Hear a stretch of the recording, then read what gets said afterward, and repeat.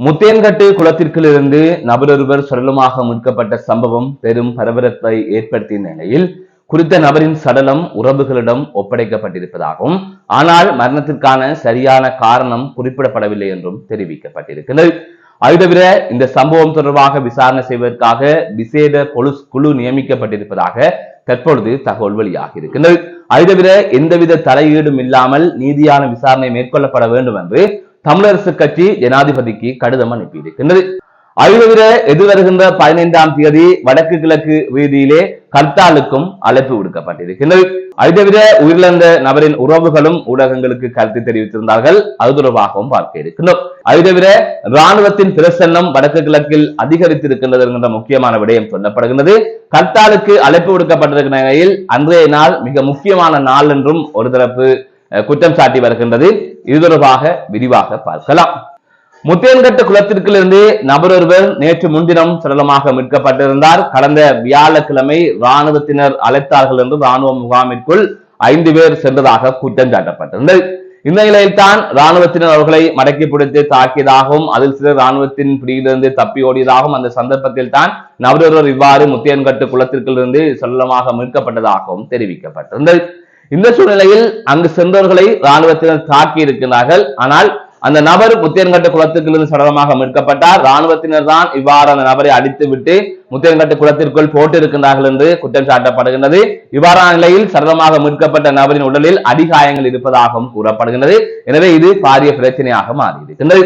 இந்த நிலையில் இந்த 5 பேர் அங்கு சென்றார்கள் என்று கூறப்பட்டு வருகின்ற நிலையில் அந்த 5 பேரில் ஒருவர் ஊடகங்களுக்கு கருத்து தெரிவித்திருந்தார். அதிலே அவர் குறிப்பிட்டிருந்தார், நாங்கள் 2 பேர் வெளியிலே நின்றோம், 3 பேர் உள்ளே சென்றார்கள். அவர்கள் சென்று கட்டில்களை எடுத்துக்கொண்டு வந்தார்கள். இந்த நிலையில் தான் இராணுவத்தினர் 2 பக்கமாகவும் சூழ்ந்து கொண்டார்கள். அந்த சந்தர்ப்பத்தில் ஒரு தரப்பு ஒரு கரையாகவும் நாங்கள் வேறொரு கரையாகவும் ஓடினோம். அதன் தொடர்ச்சியாகத்தான் குளத்திற்குள் அவர்கள் சென்றார்கள். அதற்கு பிறகாகத்தான் இவ்வாறு சடலமாக குறித்த நபர் மீட்கப்பட்டார் என்கின்ற அடிப்படையிலே அவர் கருத்தை தெரிவித்திருந்தார்.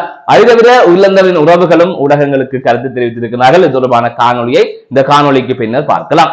இவ்வாறு இந்த பிரச்சனைகள் நடந்து கொண்டிருக்கிற நிலையில் உடற்கூற்று பரிசோதனைக்காக சடலம் ஜாழ் போதனா வைத்தியசாலைக்கு அனுப்பி வைக்கப்பட்ட நிலையில் ஜாழ் போதனா வைத்தியசாலையில் உடற்கூற்று பரிசோதனைகள் முடிவடைந்ததன் பின்னர் உறவுகளிடம் நேற்றைய தினம் சடலம் கையளிக்கப்பட்டிருந்தது. அப்போது சரியான காரணம் குறிப்பிடப்படவில்லை என்று கூறப்படுகிறது. இந்நிலையில் சரியான காரணம் இன்னுமே கண்டறியப்படவில்லை என்றும் தெரிவிக்கப்படுகிற நிலையில் உடற்கூற்று மாதிரிகள் கொழும்புக்கு அனுப்பி வைக்கப்பட்டிருப்பதாக கூறப்படுகின்றது. இது தொடர்பான தகவலையும் ஒரு ஊடகம் வெளியிட்டிருக்கிறது.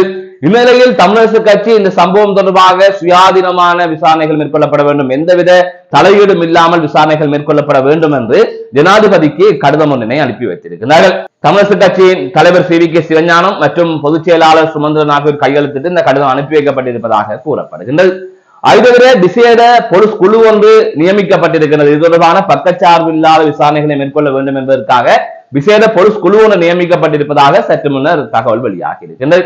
அது தவிர 3 இராணுவத்தினர் தொடர்ந்து விளக்கமறியலிலே வைக்கப்பட்டிருக்கிறார்கள். இந்த சம்பவத்துடன் தொடர்புபட்டார்கள் என்கிற சந்தேகத்தின் அடிப்படையில். எனவே இந்த பிரச்சனைக்கு நீதி வேண்டும் என்று மக்களும் பாதிக்கப்பட்ட தரப்பினரும் கேட்டுக் கொண்டிருக்கிறார்கள். ஆகவே எனவே இராணுவத்தினர் இவ்வாறு செய்திருக்கிறார்கள். இராணுவ முகாமுக்குள் அவர்களை அடித்திருக்கிறார்கள், சித்திரவதைக்கு உள்ளாக்கி இருக்கிறார்கள். இந்த நிலையில் இந்த இலங்கை அரசாங்கம் சரியான விசாரணைகளை மேற்கொள்ளாது ஏற்கனவே பல பேர் உயிரிழந்தும் எந்தவித விசாரணைகளும் மேற்கொள்ளப்படவில்லை. உதாரணத்திற்கு செம்மணியிலே அவ்வளோ மனித எலும்புக்கூடுகள் மீட்கப்பட்டு கூட அது தொடர்பாக சரியான விசாரணைகள் மேற்கொள்ளப்படுகின்றன என்பது தொடர்பாக கேள்வி எழும்புகின்றது. அப்படி இருக்கின்றபோது இதற்காக அவர்கள் நேர்மையாக நீதியான விசாரணை ஒன்றை மேற்கொள்ள போகின்றார்கள் என்ற கேள்வியும் எழுப்பப்படுகின்றது.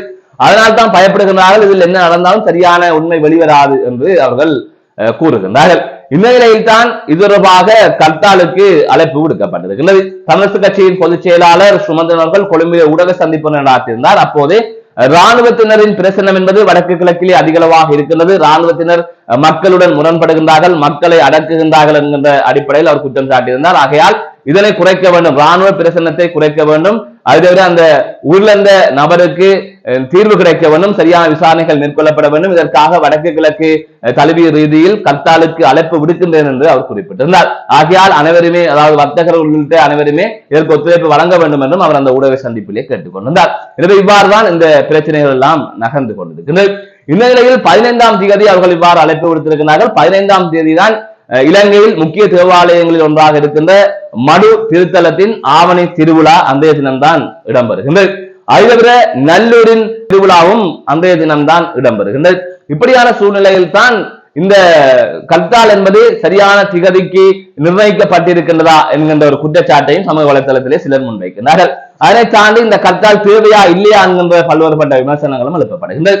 ஆனால் எது எப்படியாக இருந்தாலும் இதிலே இன்னொரு விடயத்தை கூறியாக வேண்டும். அதாவது நீங்கள் என்ன போராட்டத்தை இந்த காலத்தில் முன்னெடுத்தாலும், அதாவது காற்றாலைக்கு எதிராக மன்னாரில் போராடுகின்றார்கள், அதை தவிர ஊர்ல இருந்து எல்லாம் குடும்பத்திற்கு நீதி வேண்டும் என்று கர்த்தாலுக்கு அழைப்பு கொடுக்கிறார்கள். இவ்வாறெல்லாம் பல போராட்டங்கள் முன்னெடுக்கப்படுகின்றது. ஆனால் எந்த போராட்டம் முன்னெடுத்தாலும் அந்த போராட்டத்துடன் அந்த போராட்டத்தில் வைக்கின்ற கோரிக்கையுடன் இந்த செம்மணி பிரச்சனையையும் இணைத்துக் கொள்ளுங்கள். ஏனென்றால் நீங்கள் ஒவ்வொரு இடங்களிலும் வேறு வேறு போராட்டங்களை மேற்கொள்கின்ற போது செம்மணி என்கின்ற விடயம் மறைக்கப்படுகின்றது, அது ஓரங்கட்டப்படுகின்றது. எனவே அதை நாங்கள் ஓரங்கட்ட முடியாது. தமிழர்கள் சித்திரவதைக்கு உள்ளாக்கப்பட்டு கொலை செய்யப்பட்டார்கள், இனப்படுகொலை நடந்தது என்பதை நிறுவுவதற்கு முக்கியமான ஒரு ஆதாரமாக அந்த செம்மணி மனித புதைகுழி இருக்கின்றது. அப்படி இருக்கின்ற போது அதை மறைத்து ஒரு விடயத்துக்கு நீங்கள் செல்லாதீர்கள். அதற்கும் சேர்த்து நீதி வேண்டும் என்கின்ற அடிப்படையிலே நீங்கள் என்ன போராட்டம் செய்தாலும் அதையும் சேர்த்து கோரிக்கையாக முன்வையுங்கள் என்பதைத்தான் இதிலே வலியுறுத்த வேண்டும். அதுதான் இந்த இனத்திற்கு தேவையான ஒரு விடயமாக இருக்கின்றது. அந்த பிரச்சனை என்பது இனம் பேச வேண்டிய பிரச்சனை. அதாவது மன்னார் பிரச்சனை, வவுனியா பிரச்சனை என்று இல்லாமல் ஒட்டுமொத்தமாக இலங்கையில் வாழ்ந்த தமிழ் மக்களின் பிரச்சனை அந்த பிரச்சனை. ஆகையால் அதனை எந்த போராட்டம் பகுதி அளவிலோ அல்லது மாவட்ட ரீதியிலோ முன்னெடுக்கப்பட்டாலும் அதனையும் நினைத்துக் கொள்ள வேண்டும் என்கிற விடயத்தையும் இதிலே கூறியாக வேண்டும். மீண்டும் ஒரு காணொலி சந்திக்கின்றேன். நான் நடராசா ஜெயகாந்த். கூப்பிட்டாங்க 5 பேரும் போனோம். போக நாங்க 2 பேர் வெளியால நின்றோம், 3 பேர் கேமுக்கு போனோம். கேமுக்கு போனோன்னா கட்டிலும் எடுத்து வந்தோம். 2 கட்டிலும் எடுத்து வந்தோன்னா கொஞ்சம் ஆமிகாரெல்லாம் வந்துட்டேன். அங்கால கொஞ்சம் பெருஞ்சால கொஞ்சம் 2 பேர் ஓடிட்டாங்க. அங்கால நாங்க தண்ணிக்க பண்ணோம். எண்ணெயை பிடிச்சிட்டாங்க. எண்ணெயை பிடிச்சோன்னே கொண்டு வந்துட்டாங்க. கொண்டு வந்து அடி நடிச்சு. உங்களுக்கு அடிச்சு எங்க காயம் இருக்கப்போ இந்த அளவுக்கு இங்க இருக்கு கடுங்க. இது அடிச்சு இப்படியே அடியே வரும். சாரி, கம்பியால் அடிச்சு பாருங்க, கம்பியால் அடிச்சதுதான். ஓகே, இது அழகெல்லாம் வீங்கிது நாடியில். மற்றதாச்சியா காலில் இது கட்டில். கட்டில் புறவு என்ன நடந்தது? அடிச்சது பிறகு கொண்டு வந்தாங்க. கொண்டு வந்து நான் வந்துட்டேன். மற்ற தம்பி எங்க இந்த காணா போனவர்? அவர் தண்ணி அப்படியே போயிரு, தண்ணியில போயிட்டு 2 பேரும் தண்ணியோட அப்படியே போயிடுச்சு. அதுக்கு பிறகு உங்களுக்கு தெரியாது. சரி, நன்றி.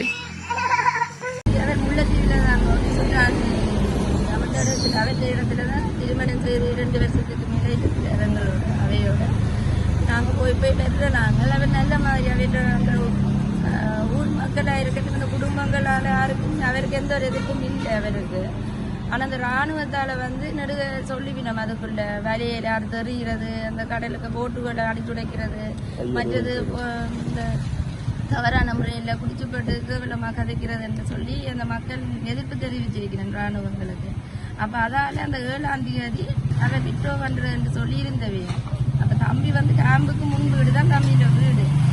அதால் தம்பியோட வீடு கேம்புக்கு முன்னால் வேலையில் கூப்பிடுறவையா, எடுத்து கூப்பிட்டு இவன் வேலையை செய்து கொடுக்குறது, போய் சம்பளத்துக்கெல்லாம் போய் வேலையை செய்கிறவையா. அந்த இதில் இவர் முன்பிட்டு அந்த 7ஆம் தேதி முன்பிட்ட வேலை செய்தோன்னுருக்கார் பெயிண்ட் வேலை.